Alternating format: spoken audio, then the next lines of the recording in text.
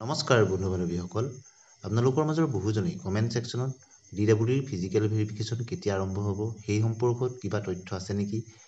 বহুতেই কমেন্ট সেকশনত সুধি আছিলে আৰু এই সম্পৰ্কত আমি নিজাববীয়াকৈ বহু প্ৰচেষ্টা চলাই খবৰ কৰিবলৈ চেষ্টা কৰিছিলো কিন্তু ডিডব্লিউৰ ফালৰ পৰা কোনো অফিচিয়েল তেওঁলোকে এতিয়ালৈকে জাননী প্ৰকাশ কৰা নাই বা তেওঁলোকে এই সম্পৰ্কত কোনো মতামত অৱগত কৰিব বিচৰা নাই গতিকে এলপি আৰু ইউপিৰ ফিজিক্যাল ডকুমেন্ট ভেৰিফিকেশন কেতিয়ালৈ ওলোৱাৰ সম্ভাৱনা আছে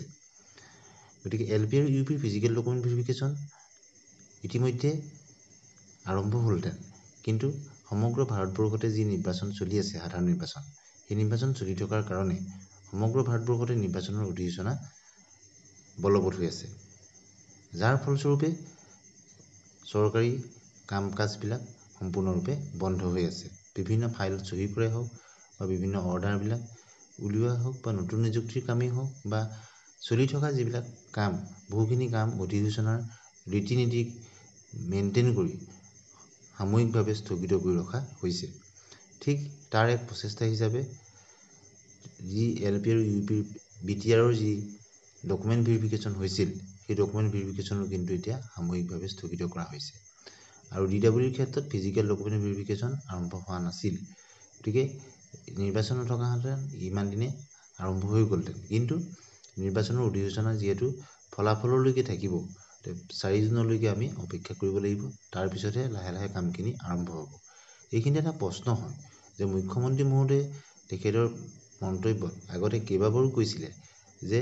জুলাই মাহত শিক্ষকৰ নিযুক্তি অৰ্থাৎ এলপি ইউপিৰ নিযুক্তিৰ কথাই তেখেতে কৈছিলে কিন্তু নিৰ্বাচনৰ এই